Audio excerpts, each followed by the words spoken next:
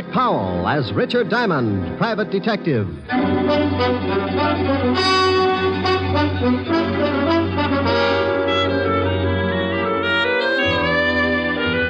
Hello there, this is Diamond. About the most strenuous effort I might give out during a working year is maybe chasing some thug up the escalator at Bloomingdale's department store. But last week I really outdid myself. The all-stars of the police force challenged the private detectives to a baseball game for the benefit of the vice squad. And I wound up stiffer than a pair of starched overalls. Because the private detectives are quick to take advantage of the slightest opportunity, by the 8th inning, we realized the need for some immediate strategy. The score at that point was 6-4, the cops leading. So I got hold of a little blonde I knew and had her walk across the infield in a sweater. The idea was to disturb the opposing team and take their minds off the game. It would have worked, but it seemed that since I had last seen my little blonde friend, she'd become quite a favorite with the police force, so they just waved hello and went about their business. My drooling colleagues, however, had not come in contact with said hunk of fluff, and before the game was over, 3 of them had picked up the bat boy and tried to bunt with him. You may have read where the police force finally beat us. Close game, 37-4. But I want to say right here and now, they never could have done it without that sweater. And oh, yeah, I got mixed up in a little honest murder the next day. It all started in the back booth of a middle-class nightclub. A couple of people were busy trying to think up the fastest way to make a homicide billiard. Oh, that's the 3-cushion variety. Killing to frame up to the electric chair. Leon, are you sure this will work? You want to get rid of that old man of yours, don't you? You know I do. Well, I got a wife that I want to dump, too. This letter from her is going to fix it so we both end up very unmarried. Are you sure they'll blame it on Martin? Sure, I'm sure. When they find him with this letter and his own gun and the dead body of my dear little wife, they'll slap him in the chair so fast he won't know what happened. Who's going to find him with the body? That's your job, baby. I'll get the letter to your husband, and you swipe his gun and get it to me. And you go get yourself a private detective and tell the shamus that you suspect your husband of running around with another girl. You and the shamus tail your husband. I'll have it timed so you catch him with the goods right after the killing. Well, all right. I hope it works. It will if you want it to, baby. I want it to. Because I want you. Yeah. Yeah, and all that nice money your husband's going to leave you. Leon. Come here, June. Yeah.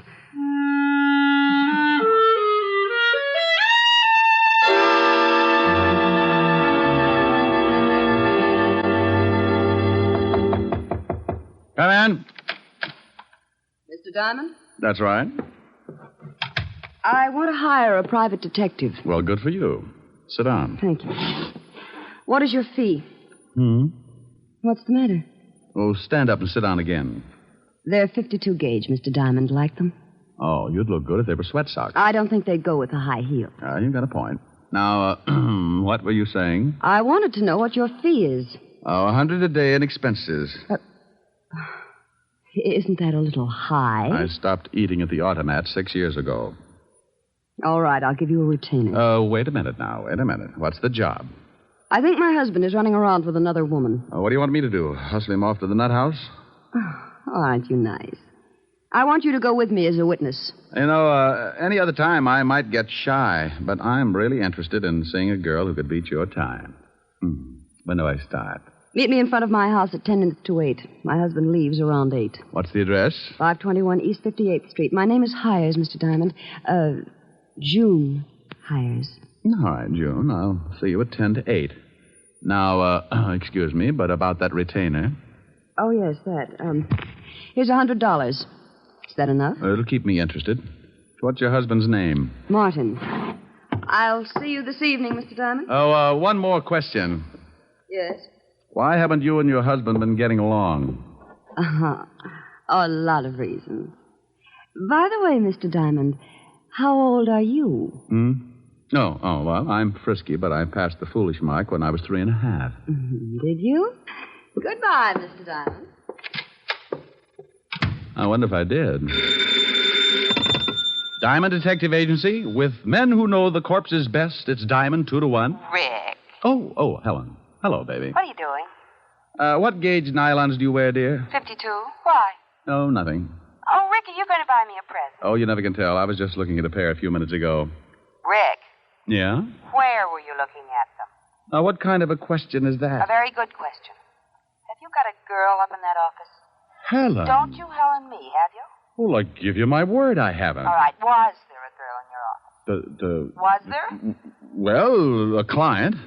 I got $100 retainer. I don't care if she gave you the George Washington Bridge. You were obviously looking at her leg. Well, I couldn't help it. She sat on that way. Now, look, honey, she's just another client. With 52-gauge nylons.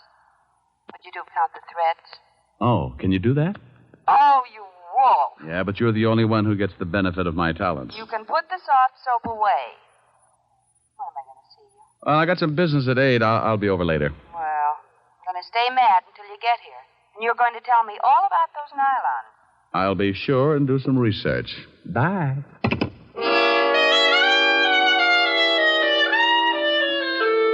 Well, there you are. You sit around and wait for a meal ticket to come in, and just because it happens to be fitted with curves, your best girl digs up the green-eyed monster. I don't know why gals get sore at a guy just because they catch him panting a little. After all, it's hot in New York. I spent the rest of the afternoon trying to hit a big horsefly with a rubber band and some paper clips, and by 6 o'clock we shook hands and called it a draw. I closed the office and went home. I got into some clean clothes and grabbed a bite to eat at the corner drugstore. At 10 minutes to 8, I was sitting in June Hyer's car, parked across the street from her front door. Mr. Diamond, how did you ever get to be a private detective? Mrs. Hyer, how did you ever get to be a housewife? You think things up in a hurry, don't you? Only when I got competition. You like competition? Up to a point. After that, I get tired of the struggle. I feel like I was back in college, sitting in a parked car with a good-looking man. Your education must have been pretty tame. I haven't moved once. Well, I really started to study after I graduated. Oh, I bet you got straight A's. Must you top everything? I play around with a lot of trouble, Mrs. Hyer, and I've got to stay one step ahead of it. Do I look like trouble? When's your husband coming out of that house? Any minute now. You didn't answer my question. I'll tell you as soon as I see your husband. Well, how will that tell you? If he's wearing a beanie with a propeller on it, I'll know you've been giving him a lot of trouble. So I've been giving him trouble. That mean I'll do the same for somebody else? What's the difference, a husband or a private detective? They both got their names from a guy named Adam. Oh, look. A cab pulled up to the front door. Yeah, I see it. And here comes Martin. He's getting into the cab. Well, what do you know? What's the matter? No beanie. We both sat and watched while Martin Hyer got into the cab and it pulled away. Mrs. Hyer put her car in gear, and we started the tail, keeping it a safe distance. He led us across town to a middle-class apartment house, and we stopped the car and waited up the street. He's getting out and going into that building. Come on. Oh, what for? Shouldn't we let him get up there first and then... Look, baby. Do you know who this gal is? No, of course not. Well, then come on. I want to see what door he goes in. But, won't he see us? Honey, I don't tell you how to put your lipstick on. Now, don't tell me how to make like a bloodhound. Oh, the lobby is empty. Now, watch the elevator. Oh. It's stopping on the 4th floor. Hadn't we better go up? Look, lover. The 4th floor probably comes equipped with a lot of doors. Now, if you want to just knock on any of them, go hire yourself Humphrey Bogart. Well, then what do we do? You stand by and watch like you make like you knew what I was doing. See, the little old elevator's coming back down. Now, you just hold it there while I look at the mailboxes. Mrs. B. Callahan. Mrs. Lillian McEdward. Mrs. Mike. Well. And Miss Sally Maxwell. Okay, now we push the button for the 4th floor and away we go. Fun? How do you know where to go? I got the name off the mailbox. But you said yourself there must be a lot of people on the 4th floor. Elementary, my dear girl. Process of elimination. We're lucky this time. Only one single girl on the 4th floor. Sally Maxwell. Come on. It's 406. What if there'd been more than one single girl? So I make some new friends. Now stop asking questions and stick close. I'd love it. Now, here it is, 406. Now hold it down. Can you hear anything? No. Yeah, somebody's moving around. Oh, duck. What? Too late. What? June. Good evening. I represent the Great Nothing Life Insurance Company. What are you doing here, June? I might ask you the same thing. Do you mind if we come in? I'd like to interest you in our indemnity clause. Stop pushing. Get out of my way. Oh, you don't know what you're missing. You get $3 million if a python bites you in the middle of Times Square. You can't force your way in here like that. You... Oh, now you've hurt my feelings. Take your hands off me or I'll strike you again. Sure, but you need 2 more to put you out. Here, have one on me. Now, the next time you go striking people... Mr. Diamond, look. I looked past the little guy and spotted the body. She was blonde, and I didn't know why she was hanging onto the rug that way. She wasn't going anywhere. All right, you. Get out of my way. Huh? Oh, what a lovely gun. Martin, you killed that girl. No, I did not. I came in here and found her like that, but I didn't kill her. She had been shot. I know that. I found the gun by her body. You don't think I'd kill her? I was in love with her. Martin. Is that the gun that did it? Yes. I mean, no. I don't know what I mean. But you stand right there. Don't take another step. That's your gun, Martin. You shut up. I didn't kill Sally, but I know I haven't got a chance of proving it, so if you come any closer, I will most certainly shoot you. I hate to look like an idiot, but it's against the law to shoot people. Mr. Diamond, be careful. Come on, Martin. Give me the gun. You don't think I'll shoot, do you? Come on, give it to me. Just one more step. Look out, he's going to shoot. Come on, open up in there. What? Better drop it, Martin. You got company. Stay back. Stay back. This is the police. Open up or we'll break the door in. Police. Give me the gun, Martin. No. Let him in, June. Before Levinson tears down the whole wall. I've got Martin. Yes, all right. I didn't do it. I didn't do it. What's going on in here? Hello, Walt. Hey, Lieutenant, look. It's the gumshoe. Rick. Why do you guys always have to break down doors? Why don't you try turning the knob first? Otis, didn't you see if it was unlocked? I forgot, Lieutenant. You mallet head. We got a report that someone heard a shot from this apartment. There's the body, Walt. Who's this guy? Martin Hyer. Here's his gun. He was going to use it on me. I didn't kill her. I came in and found her that way. Oh, shut up. Who's the girl with you, Diamond? This is Mrs. Hyer. Martin is her husband. I don't say. The old triangle, huh, Rick? I engaged Mr. Diamond to follow my husband. That's right, Walt. We caught Martin trying to sneak out on the corpse. I told you I didn't kill her. And I told you to shut up. Is this your gun? Yes, but I found it lying by the body. I knew I'd be blamed if someone found my gun, so I put it in my pocket. You search him, Rick? Haven't had time. Shake him down, Otis. Yeah, Lieutenant. I want my lawyer, and you get away from me. You open your trap just once more. Okay, but hold still. Please, Mr. Diamond, I'd like to get out of here. Sure. Okay, Walt? Yeah, but I want to talk to both of you down at the station later. Here's something, Lieutenant. What is it? Oh, letter. Are you coming, Mr. Diamond? You go on down. I'll be right with you. All right. Walt, what does the letter say? It says we can't continue this way. I've decided to break it off once and for all. It will do no good to see me, so please stay away and leave me alone. Signed, Sally. Let me see that. Yeah. Well, what about it, you? Is the dead girl named Sally? Yes. I don't know why she sent it. We were both in love. Sure. What were you going to do about your wife? I was going to tell her this evening. Then I received this note. I came right over to see Sally, but believe me, I didn't kill her. Tell me something, Martin. Is this the way you received the letter? Yes. Why? Now, you wait a minute, Rick. I'm very happy with what I've got, so don't start making like Sherlock Holmes. Oh, well, I guess you're right, Walt. He admits it's his gun, and this letter is certainly motive enough. Yeah. Otis, call for the wagon and put the cuffs on Hyer. Right, Lieutenant. Walt, why would someone send a letter after tearing off the top of it? Huh? See, the top of this letter is missing. The part that usually reads, Dear Julius or something. So what? Do me a favor, will you, Walt? Oh, what is it? Give me 3 minutes and then have Otis fire a shot from this apartment. What? Is that all you can say? Have Otis fire a shot in about 3 minutes after I leave. I will not. The police department can't go around making like it was the 4th of July. You want to solve a murder, don't you? I have solved it. What more do I need? I got a suspect, the murder weapon, and a good motive. Walt, if you just killed someone and a guy caught you at it, what would you do? I'd knock him off, too. Well, I caught Hyer in the act, and he didn't pull the trigger. Well, you said yourself he was going to. But he didn't, and he took too much time thinking about it. Walt, I can't remember hearing a shot when I came in this building. So you didn't hear a shot. Maybe you couldn't. Well, that's what I want to find out. I was right behind Martin all the way up to this apartment, and I didn't hear a shot. Maybe he didn't kill her. That's right, I didn't. Please, I didn't kill her. You see, Walt? Oh, you always start something like this. Martin, did your girlfriend Sally have any enemies? No. At least she never told me about any. Now, where are you, brain trust? Just a little more sure of myself. First, Martin can't make up his mind about shooting me. Then he claims that the murdered girl didn't have any enemies. Does that sound like a killer trying to cover up? You've run into smart killers before. I'm surprised at you, Rick. I called the station, Lieutenant. I'm proud of you. Go on in the other room and shoot that cannon of yours off when I tell you. The what, Lieutenant? You heard me. Shoot it into a mattress, but don't muffle a shot.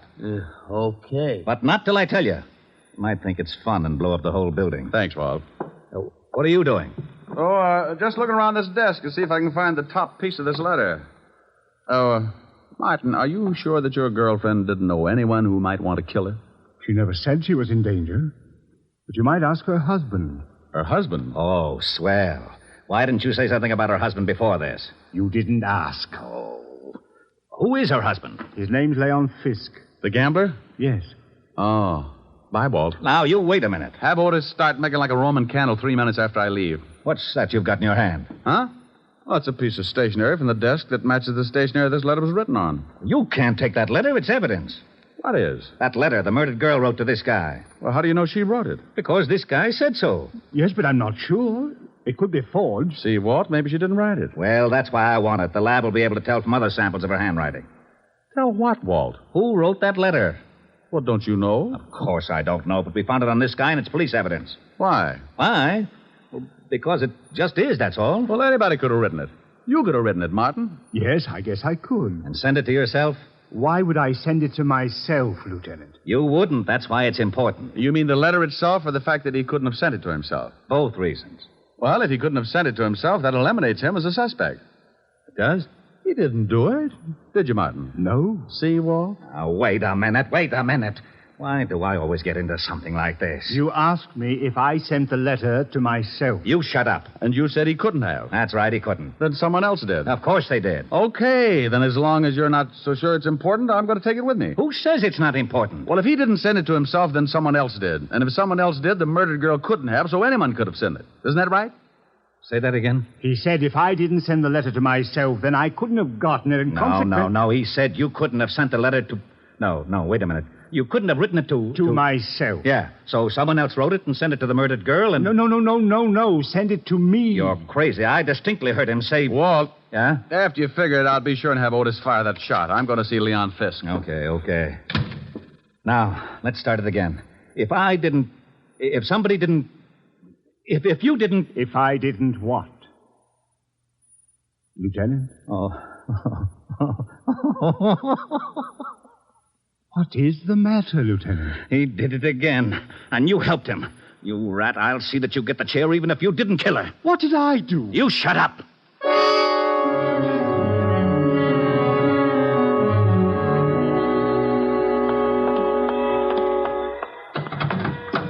Well, what took you so long? I had to get a merry-go-round started. Can I drop you somewhere? Just relax for a second. I've got to think something out. Well, I didn't ever think Martin could kill anyone. Yeah. What was that? Just a backfire. Look, drive me across town. I want to talk to a guy named Leon Fisk. Leon Fisk? Yeah, runs a nightclub with an iron claw in the back room. What's the address? 222 East 45th. I remember it because when I was on the force, I used to raid his place for exercise. Thinking of doing some gambling? That's the way it'll probably end up. Let's go. She drove me across town, and 10 minutes later, we pulled up in front of a low building with a flight of steps leading down to a basement door. A large sign over the door read Cellar Club. I got out and thanked June for the lift and watched her drive off. I went down the steps and through the door. Something I can do for you? Yeah, I'd like to see Leon Fisk. Maybe you don't want to see her. What's the name? Just tell him Diamond. Okay. You got a phone booth? Yeah, right over there. Thanks. I found the phone booth and went in. In my business, you work with hunches, and sometimes they pay off. I knew that the torn letter had to be sent to someone the dead girl was going to slough. I didn't think it was Hyer, so the next best prospect was her husband, Leon Fisk. I didn't have a thing to pin on him, but a good bluff can open a lot of doors. I took out the letter and copied the handwriting on the other piece of stationery. I wrote the name Leon at the top and then the words, "We can't continue," so they'd correspond with the first part of the original. Yeah? What was you writing? What's it to you? You don't have to get sore. I just thought maybe you was getting a tip on the horses, and I sure could use a winner. The nags have been beating me to death. Oh, no tip. Okay, the boss will see you. That door right over there. Thanks.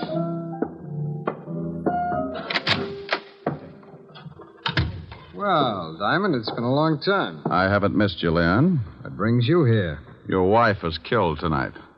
Sally? One's usually the limit. That's too bad. How did it happen? I thought maybe you could tell me. I don't know anything about it. Ever see this letter before? Hey. What's the matter?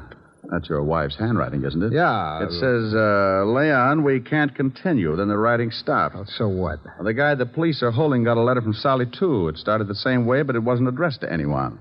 The top was torn off. You know what I think? No, tell me. I think she started one letter to you, then threw it away and wrote another one. I think you sent the second to Martin Hyer after tearing off the name Leon. Go on, Diamond. You didn't count on her starting a second one, so you went up to her apartment and killed her with Martin's own gun. Oh, with his own gun. Maybe you can tell me how I got it. Oh, I think so. You had to know a lot of things before you could kill your wife. What time Martin would arrive so the time of death would be close. You had to have his gun to leave by the body, and you had to have a witness who would swear Martin killed her. It had to be timed just right. You're talking yourself into a corner. How would I get all these things? By working with someone who was close enough to Martin.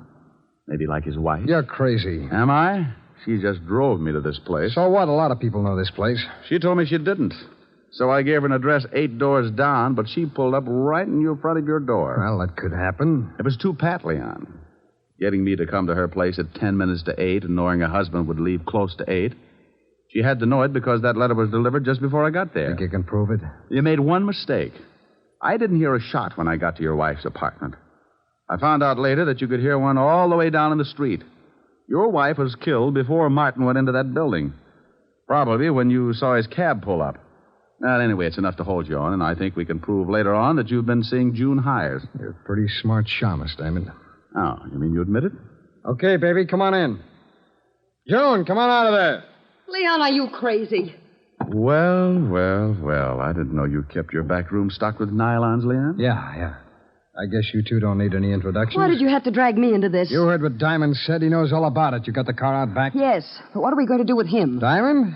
Well, he's going swimming with a barrel of cement. Lieutenant Levinson wouldn't like that. He knows I came here. You're lying. Wait a minute, maybe he isn't. Diamond was upstairs with him for quite a while. Okay, so we'll have to hurry things up. Leon, you can't shoot him. Yeah, and you should know it's not polite to point.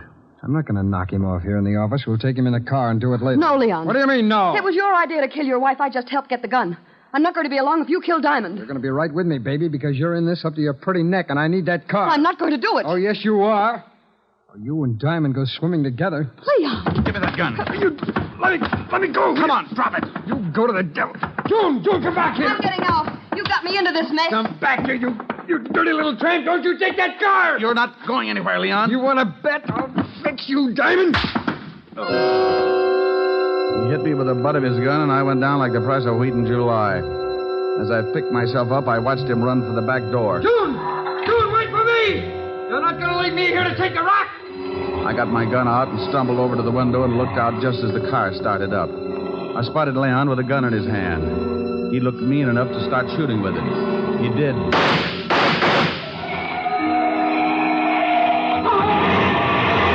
He started running up the alley then. I suppose I could have said something like, "Stop or I'll shoot," but I was too tired. I just rested my arm on the window and let him have it.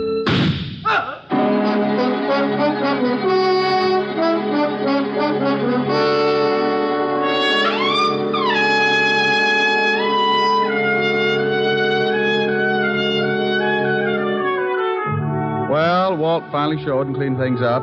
I was bleeding again, so I headed for 975 Park Avenue and my usual first aid station. Yes? Hello, Francis. Miss Asherin? Oh, my goodness, Mr. Diamond. Come in, sir. Come in. You've been hurt again. I guess you'll have to answer the door a little quicker after this, Francis, or build a first aid station in the hall. The usual, sir? No, you can forget the plasma, Francis. I had liver for dinner. I can stand the loss. Just as you say, sir.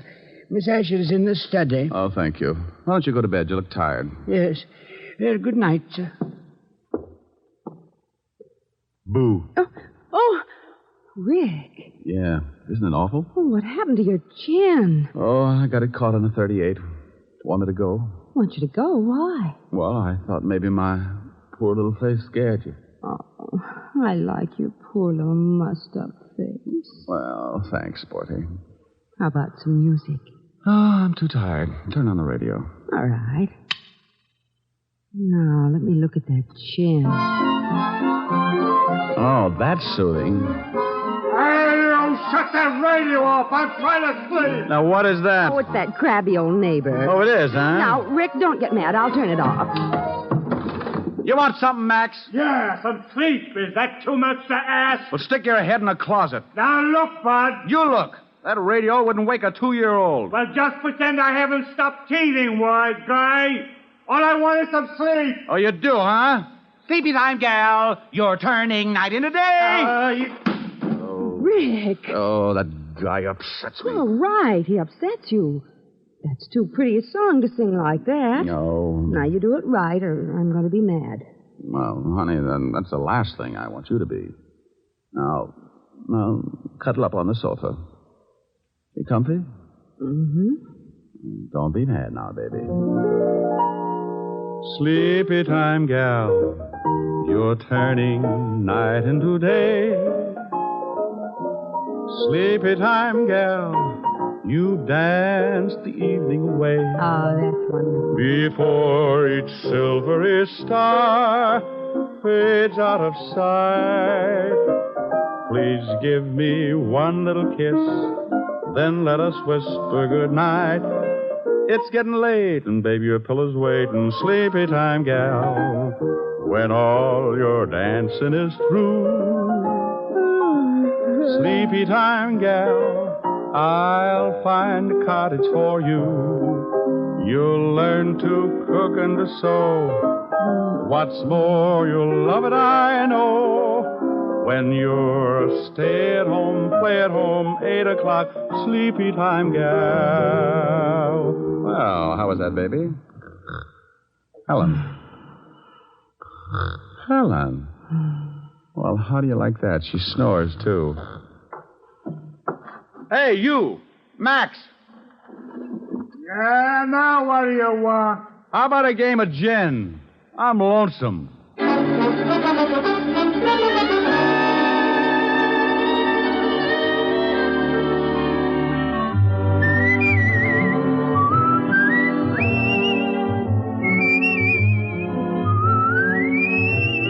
You have just heard Richard Diamond, Private Detective, starring Dick Powell. Helen was played by Virginia Gregg. Lieutenant Levinson by Ed Begley. Also in our cast were Wilms Herbert, Jay Novello, Joan Banks, and Stacey Harris. Music was under the direction of Frank Worth. Richard Diamond is written by Blake Edwards and directed by William P. Rousseau. Dick Powell soon will be seen in the screen version of the best-selling novel, Mrs. Mike. Now, this is Eddie King inviting you to be with us again at the same time next week when we will again bring you Dick Powell as Richard Diamond, Private Detective.